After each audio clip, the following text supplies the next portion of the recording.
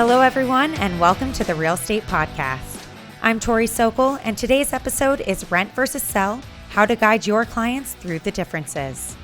HomeSmart International Chief Industry Officer Todd Sumney is joined by Noel Christopher from Renters Warehouse to talk about the opportunities there are for your clients to turn their single-family homes into rental properties during a low inventory market. There are a lot of great tips and strategies in this one, so listen in. I'd like to set the stage for you a little bit, Noel, if I could, real quick, about what we're going to talk about today. And basically, it's about talking about opportunities of renting versus only focusing just on selling and winning the listings. In many markets right now, inventory for rental property is in very high demand. I think you're going to show us some things on that today. And so one of the things that I heard from you, or that I know to be true, is in those instances, in those markets where rental inventory is in super high demand, that we could work with our customers to, instead of selling their home, get them to rent their home, turn it into an investment property. They still need to move out of the home, to rent it. So they still will end up doing a listing or buying a home elsewhere. But it's an opportunity for a customer to turn a property into a rental property and make income, become an investor client, and and the agent still benefits from it as well.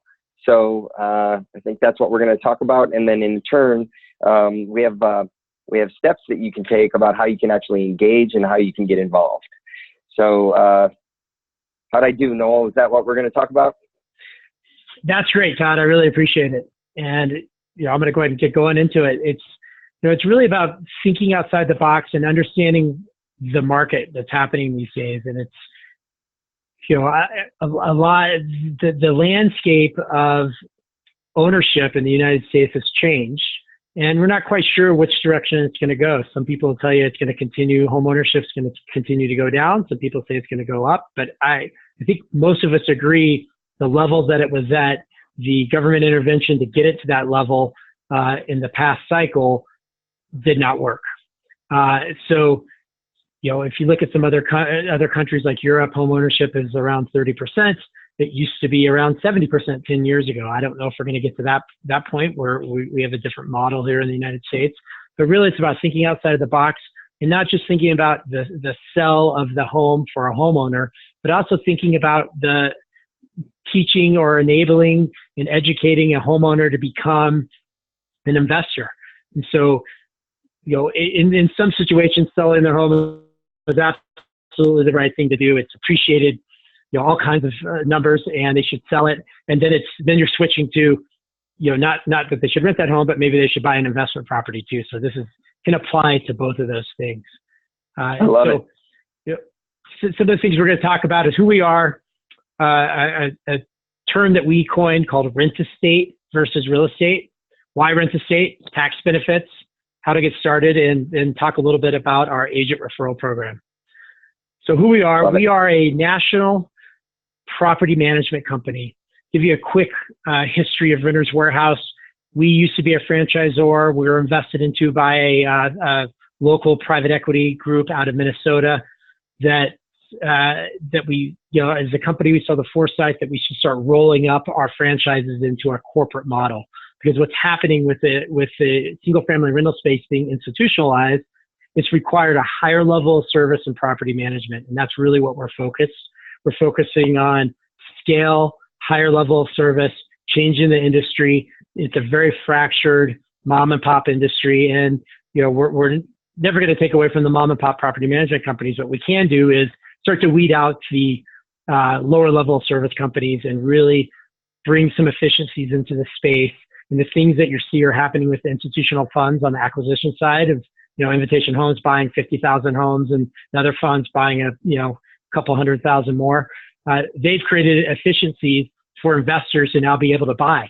And what's happened is the service industry's come up to support that. So you can now buy a home outside of your geographic region with a lot of comfort.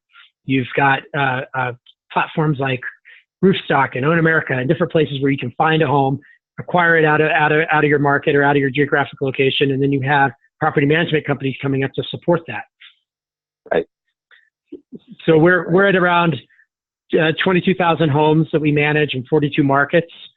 The economies of scale and being able to have an owner that could, if somebody says, hey, I'm in California, where can I invest? Well, there's probably 20 or 30 markets that are great markets to invest in now that you can have the same level of service across multiple markets. So you can have an investor, they could say they want to buy 5, they could buy 1 home in California or 5 in multiple markets across the country. So we've created that process. We've created a company to support that with a dedicated team and just that level of service and price points. So on average, our property management fees are anywhere between $79 and $99 a month. Most markets are around $99 a month. So great. That owner that has a property that rents for $2,500 a month, it's $99 a month, not $200, which is what a lot of other property managers will charge. And we're shaking up the industry with that business model. We get a lot of pushback as well, which is great. So that's great. So the difference, what real estate versus rent estate. So real estate is buy and flip, one and done, some declining home ownership. Rent estate is the buy and hold, having that recurring revenue, and it's buying single family homes to rent out to create wealth. And to give you some quick numbers, there's approximately, just in single family long-term rentals, there's about 17 million single family home rentals in the United States. Over 50% of those are owned by somebody who owns one home. It's their home that they inherited. It could have been their home from the downturn that they couldn't sell, and now they own it, and it's doing great. It's positive cash flow. It's turned into an investment. So you have a lot of investors that are out there looking to that don't even realize that this is a more mature asset class. They can invest in properties all around the country or in their own market. And sometimes we get owners that feel that they should sell their home, and instead of as opposed to renting it. And so something you mentioned, Todd, earlier, it's a little bit counterintuitive to most agents, because they're thinking, well, they've got 2 transactions. They've got the sell and they've got the buy on the new home. Well, if you look at the length of time homeowners are owning homes, it's 5 years plus, creeping up in that 8-year area. So now you've locked yourself out of that client for that amount of time. If you can take them and educate them, enable them to possibly rent that home, and then they can go buy it. They still have to buy the home they live in, and they're still going to buy and sell the homes that they live in. They can rent their home, use equity, or sell their home and then buy another investment property. So it's not always about just convincing them not to sell their home, because there's going to be situations as a trusted advisor that you're going to want to advise them to go ahead and sell their home. But they're going to spend a lot of money on, and they're going to spend a lot of money on transactions costs and commissions. Right. Well, and I even have one other additional. Yesterday here in San Francisco, there was a panel actually where 2 agents were speaking to other real estate agents in the audience, and they were talking about how there are some real estate agents that over 20 years they've bought 1 home a year, and themselves and run the and have that rental income. And they talked about how you're really building assets to retire and to retire early. And one of the agents was talking about how she takes 20% of every commission check and puts it toward building rental properties. And she's buying properties, as quickly as she can while she's selling other homes. And here she's building another revenue stream, building another asset while she's still doing her regular real estate business. And I just thought it was brilliant. That's another idea for agents, right? Absolutely. I mean, getting into this industry, we should all be investing into real estate. You're creating wealth, especially the recurring income, especially if you just go by inflation and rent increases and your basic appreciation. I'm not talking the ups and downs. I'm talking that steady line of 3%. Just with that, what it means in 5, 10, 20, 30 years is unbelievable. I'm going to walk through that as well. So we call the four pillars of financial freedom. Equity, appreciation, cash flow, and tax breaks. Those are all benefits of owning a single family home rental. And those all factor into your your wealth and your equity and all of those things. Because owning a home, you can get you get a lot of those things, but you don't get the cash flow, and you're pigeonholed into that one area. And something else that's also very interesting about owning a rental is that you have two markets. You have an investor that could, if you decide you need to liquidate, as opposed to buying an apartment or commercial buildings or things like that, which are all great investments. And I suggest that, you should always look at all those different investments. But if you own 5 single family homes and you decide that you need to free up some cash, you can sell one of those homes. And not only that, you can sell that home either to an investor or a homeowner. So you've got 2 exit models. And that's what makes the single family home rental marketplace and space very interesting, is that you're not just stuck on a homeowner sell. The values could go down for the homeowners, but that rent, that rental income, that income approach to value that home is going to be where it is. And if you look at the rents over the years, the rents have stayed pretty steady. They dip down in some really big downturns, but that's just because there's more rentals available. And we're even seeing it now. You can read a lot of things that have been put out there about the rents flattening out. That's in apartments. The apartment owners and the apartment developments in the industry bet on the downturn that all of these homeowners that were displaced were going to want to move into apartments. Well, there's single family homes available. The rise of the professional landlords that provide a professionally managed quality single family home, that now you see people choosing to rent, and they're turning around and investing into single family homes. I mean, we all know some of the issues of some of the millennials, that they have a lack of savings. Well, it actually takes less down payment in many instances, and you can buy a home. If you're in an area where the homes are $400,000 or $500,000, you can invest into an area where a home is $120,000, and you can have that money for a down payment and start truly creating some wealth. Right. So we move to the next slide here. So what we call why rent estate. So this is some of the things I was just talking about. So number of households increased in the last few years. 8.6 million households were created from 2006 to 2016. And that meant there were also, from 2009 to 2016, there were 7.2 million new renter households. Home ownership is around 50%. That other 50% need somewhere to live. And not all of them want to live in apartments. That you look at the makeup of millennials staying in their parents' home longer. They then sometimes move to a apartment, but many times they move right into a single family home rental. And then they're starting families later, so then they transition later on in life. And some are staying in a rental for life, because it's a more stable market. So you have more stability in renting a home, knowing that it's not just going to get sold out from underneath you and you're going to be stuck without a place to live. Single family home renters stay in their homes a lot longer as well. So that bottom chart there, going back to that one real quick, sorry. So what you're saying there is that there's 7.2 million new renters in the last couple of years. I guess that's 8 years or 7 years that have come up. Right. And now what's the difference between the 84,000 and the 46,000 on the left and the right? So I believe that's, So I believe that's, so that is the households, U.S. households, and this is renter growth on the right.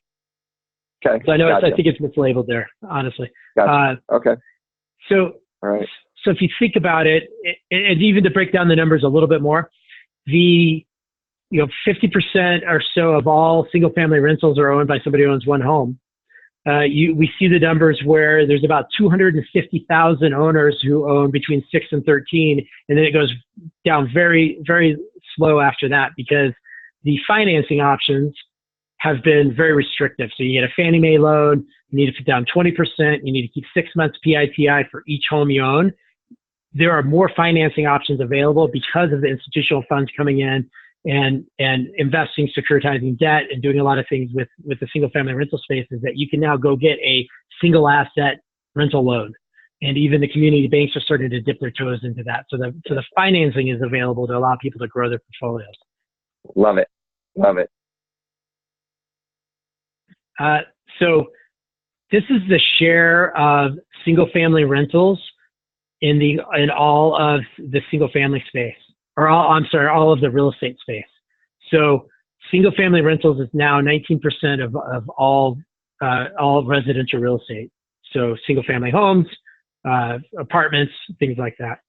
And if you add in 1 to 5 units, it even increases more, because you kind of include so we say there's 17 million single-family homes. If you add in 1 to 5 units, there's about 22 million. So when you get into the urban areas, you don't really count the up to 5 units as a multifamily. It's still considered single family in a lot of circles. All right. So we figure that about 12 million households will be formed in the next decade. And that's big. And so half of those people are going to need a place to rent, all those people are going to need a place to live, but that's households. That's a big number.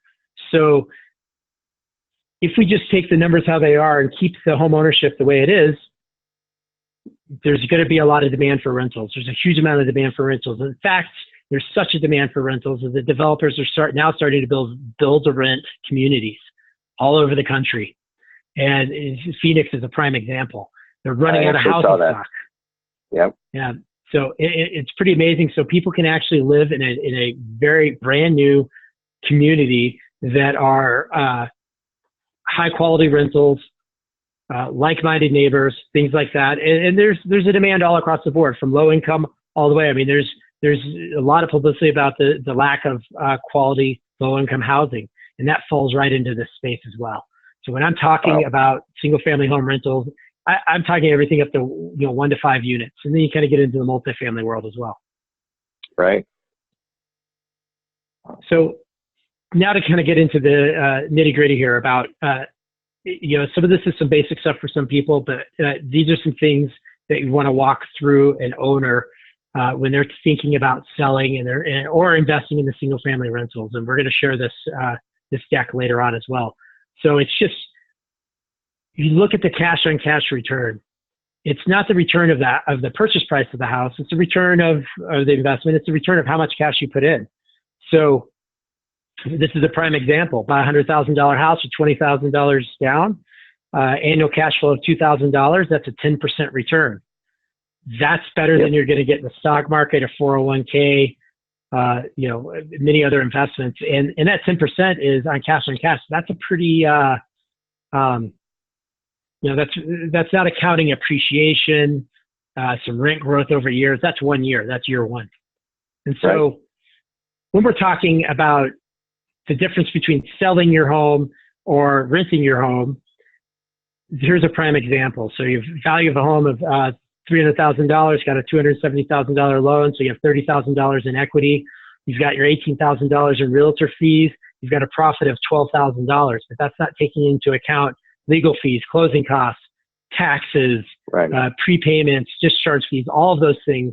So, and it's also not taking into account that the typical home buyer these days in a lot of markets are expecting a certain level of the home to be in, a certain condition of the home to be in. So a lot of homeowners end up having to put some money into that home in order to push that price up a little bit, and it's usually not dollar for dollar. So here we are diving in a little bit deeper into this on a cash on cash analysis. So we're just looking at, market rent of $1,600, your debt that you would have on that property, and your cash flow of $400 a month. Doesn't seem like a lot at first glance, but you're looking at a $4,800 annual. And so you're going to have some maintenance and repairs, and you could have some rent loss, so you can build some of that in there. But you're looking at about 16%, and maybe even a little bit lower when you add in some of the other costs of ownership. But really, when you get into it here, go ahead. But a quick analysis of that is basically, though, in making $12,000 by selling the home, and then if you rent it in 3 years, you've made that $12,000, or less than 3 years, you've made that $12,000 back in cash flow. Let alone on top of it, you built equity inside the home. Right. So you have that appreciation equity on the debt as well. Yep. So here it is, breaking it down a little bit a lot more. So 1 year is one thing, but when you get into that 5 and even 30 years, it's pretty impressive of what you can do. So you're looking at that 1 year at 4,800, 5-year profits of 24,000, 30-year profits of 144,000. You're not going to get that by owning a home that you live in and letting it appreciate over time. Maybe in some markets, but you're going to have to go through some ups and downs to get there. And, depending on interest rates and things like that. And just with the value of that, I mean, we're seeing appreciation of 2% a year. A lot of markets, it averages out to about 3%. So, just on conservative use, you're looking at, your immediate profit of 12,000, but just your cost to sell and then get back into a new home is going to outweigh any kind of profits you make. Right. So these are all things to walk an owner through, and to understand as a realtor to start to diversify your offering and what you're offering out to investors, and being able to work with investors. Real estate's local. That's not going to change. Right. Perfect. So what I'm seeing here, though, with the charts you showed us originally, as well as this analysis, there's a big opportunity here. There's a big opportunity for the realtor. There's a big opportunity for the consumer to venture into renting. Yeah, absolutely. So you look at about 20% of the sales happening right now are investor sales. And if you think about, a lot of people get focused on the institutional investors. It's true, they're out there buying, but they own less than 1% of the entire rental marketplace. It is a mom and pop, small investor market dominated by those types of investors. And for example, we manage for 14,000 owners. We're working on educating and enabling those owners to buy another home. A lot of them don't even realize what they have. A lot of them were accidental landlords. And a lot of people fell into owning single family rentals in the last downturn, and now they're turning into intentional investors. I love it. All right, so where do we go from here?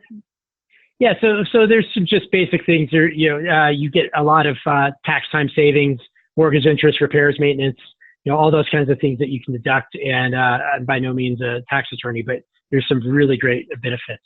So we're offering a agent referral program that we're working with HomeSmart that we're really pushing, because we see the value in working with agents. Renters Warehouse as a company does not represent buyers or sellers of real estate. We earn referrals, absolutely. It is important for us to work with a local agent, and that's we love HomeSmart. We love what you guys are doing. The new school of real estate brokerages, and I see that change happening. So we can offer a $500 referral for any agent who refers us an owner that owns one house. If they own 5 houses, we'll pay $500 per door. It's per door. We also offer a $250 referral for tenant placement. So if it's not something that agents into placing that tenant, but if they want to place a tenant, they can place a tenant. We'll manage the home for them, and we'll pay a $500 referral. We have at www.renterswarehouse.com/referral. We have an automated system. You enter in the information. We'll track that referral. We'll report back to you during the process, throughout the process. When it closes, meaning they either sign up with us for property management or replace that tenant, we'll turn around and pay that referral out to the brokerage, therefore to get paid, for the agent to get paid. And it's pretty straightforward. Very open to questions, feedback. I'm an open book. Guys I don't have it on here, but you can look me up on LinkedIn. We could probably put that out when we send out the deck.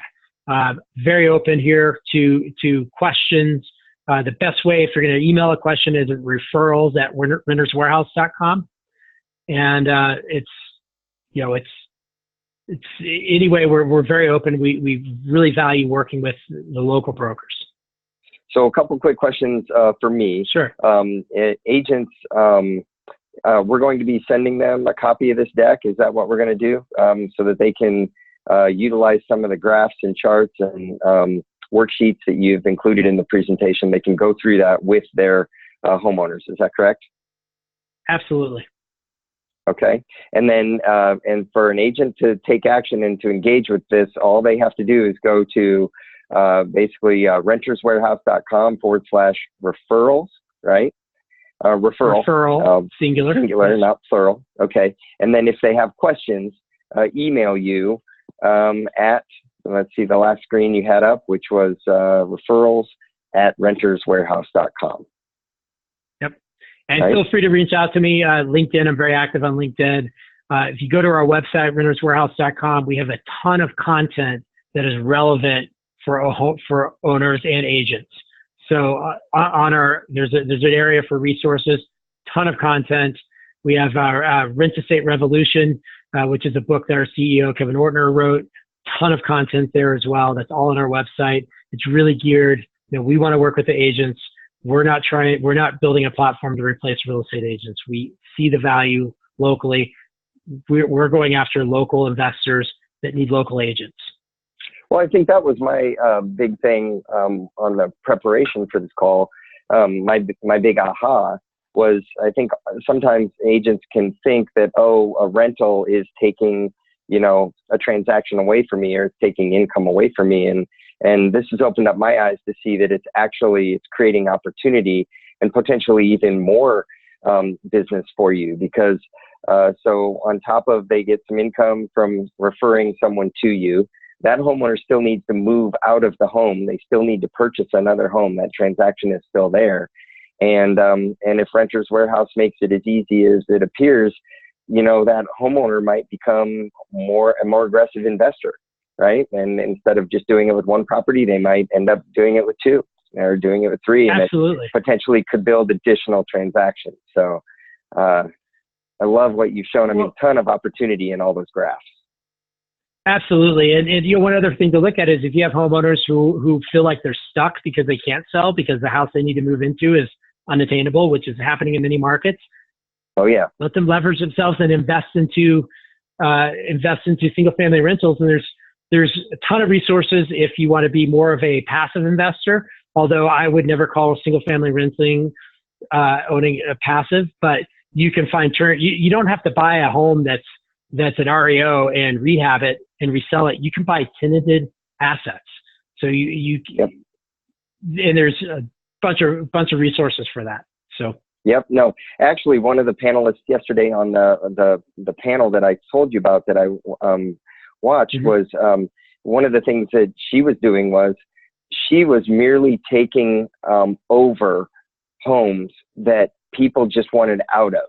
They just literally she was just taking over payments and giving them a way out of a situation that they didn't want to be involved in anymore.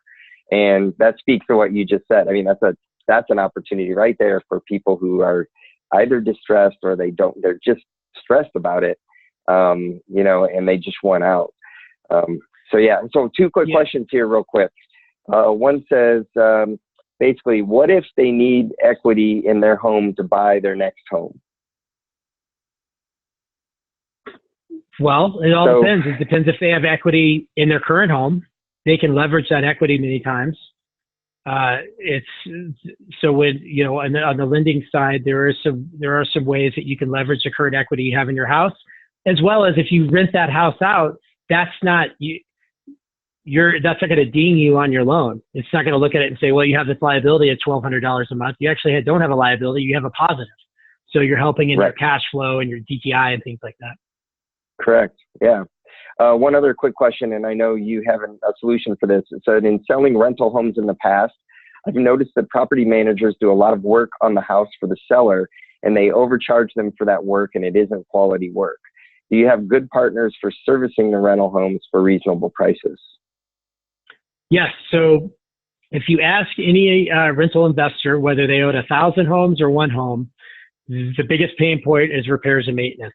And it is a pain point for our company as well. To find quality vendors in this day and age is very difficult. So we don't personally do the work. We outsource it to vendors. And the reason we don't do that is because we don't look at the repairs and maintenance as a profit center, so that we can work on the side of the owner and work on their behalf and really focus on making sure they have quality work. What we can't control is where somebody owns a home, what condition it was when they bought it, what the quality work that was done before we came in play. But we do see that in this industry a lot, and that's something that we're really focusing on changing. And that's why with us, if you could be working with 5 different markets, it's markets that we're in, and it's the same point of contact, it's the same number you call, it's the same person or same department that's vetting those vendors. Whereas some franchises, you got different levels of service in different markets. It's the same level of service in all of our markets. So it is right. Something that if you're an investor, you need to be active in.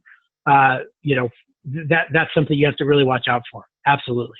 Right. But what I heard from yesterday is that you do take care of that as part of the service that you provide, right? Yes. We coordinate those vendors and coordinate that maintenance. Everything from answering the phone to coordinating with the tenants and all of those things. One thing real quick to comment on that if we have time is that it's not always about the less expensive work. It's about the time. Tenant retention is a direct reflection. Your ROI is a direct reflection on your tenant retention. Your tenant retention is a direct reflection on how quickly you respond to service requests.